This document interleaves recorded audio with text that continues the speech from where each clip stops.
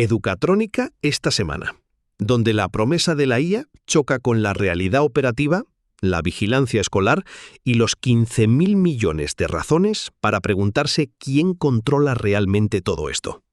Francis Zorrilla recorre ese territorio en profundidad, desde el gobierno corporativo y la ciberseguridad hasta los dilemas éticos en el aula y las plataformas que están redibujando el trabajo creativo. Empecemos por la brecha entre el piloto y la escala real. El hilo que cruza varios de estos textos es la distancia entre adoptar IA y gobernarla de verdad, entre el piloto que funciona en el laboratorio y el sistema que aguanta 5 años en producción. El diagnóstico es directo. La experimentación es fácil. Operacionalizar la IA de manera fiable, repetible y a escala es la parte difícil. Eso viene de la pieza sobre la brecha entre el piloto y la escala operativa. Y la consecuencia práctica es que el cuello de botella ya no es el modelo, sino el entorno que lo sostiene. Seguridad, observabilidad, integración con sistemas legacy, escalabilidad bajo carga real. El texto sobre soberanía corporativa lleva eso un paso más allá. Delegar el control de la IA a un proveedor externo equivale a subcontratar un activo estratégico sin mantener la propiedad intelectual ni la capacidad de auditoría. La gobernanza, argumenta, no es un aditivo, sino el cimiento. Hay un tercer ángulo que complica la foto. La pieza sobre aprendizaje organizacional advierte que la productividad individual no se traduce automáticamente en ganancia colectiva.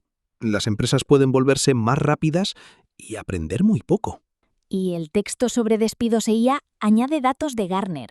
El 80% de las grandes empresas han hecho recortes tras lanzar proyectos de automatización. Pero esa reducción no se correlaciona directamente con el ROI esperado. El problema no es tecnológico, sino de estrategia humana. Malta también aparece aquí. La iniciativa de dar acceso a ChatGPT Plus a toda la ciudadanía, condicionado a un curso de alfabetización, plantea exactamente la misma pregunta en escala nacional. ¿Acceso o comprensión real? Exacto. Y el texto lo formula con claridad. El objetivo no es entregar un software, sino crear una masa crítica de usuarios competentes.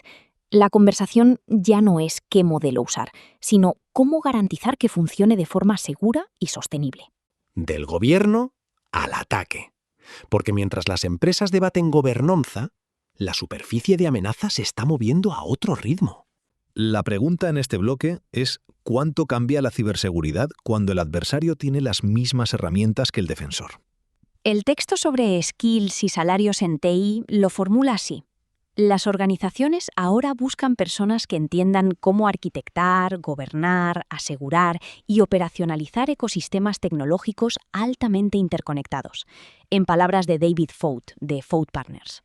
Lo que eso significa en la práctica es que el perfil de ciberseguridad ya no es el técnico que parchea vulnerabilidades.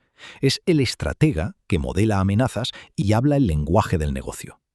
La pieza sobre los exploits Zero Day generados por IA ilustra por qué.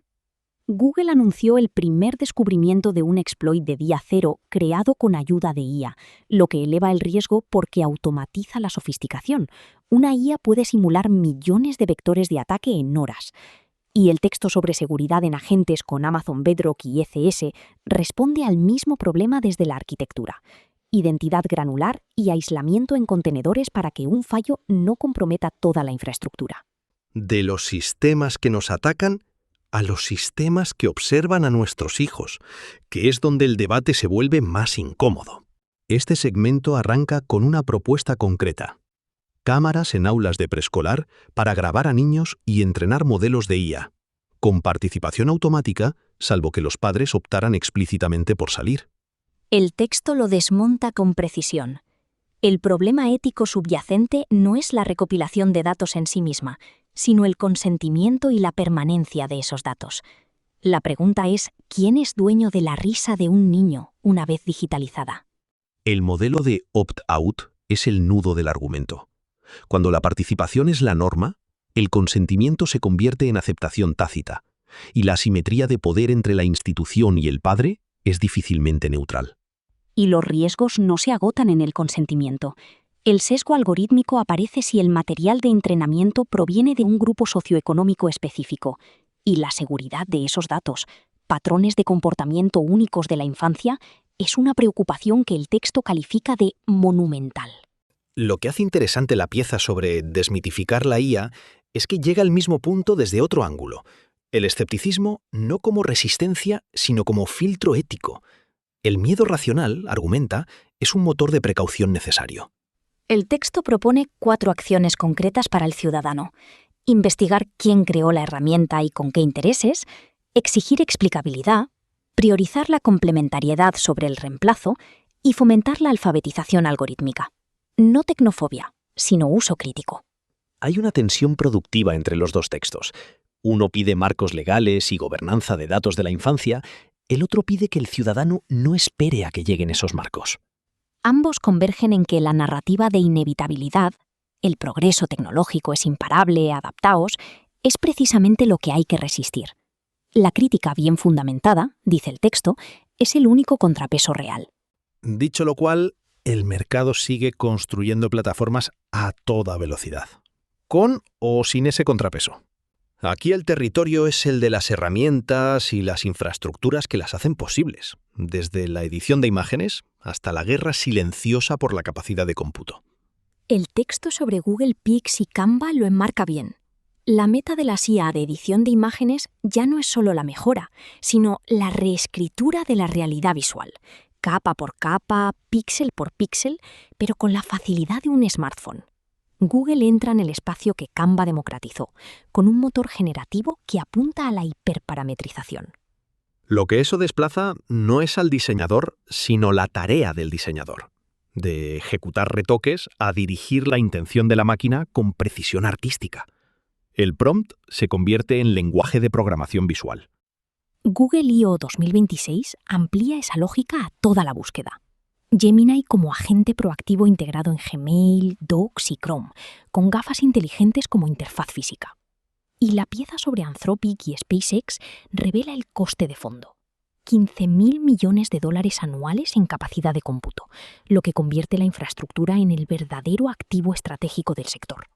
Así que el recurso escaso ya no es el algoritmo, es el gigavatio. Y eso crea barreras de entrada que concentran el poder en muy pocas manos, lo que el texto llama un riesgo sistémico, que pasa de ser una cuestión tecnológica a ser potencialmente una cuestión geopolítica. Gobernanza, soberanía, consentimiento, concentración de infraestructura, todo apunta a la misma pregunta de fondo. ¿Quién decide cómo funciona esto? Y la respuesta, por ahora, la están dando los que controlan el cómputo, no los que establecen el marco ético. Seguiremos la evolución en el próximo episodio.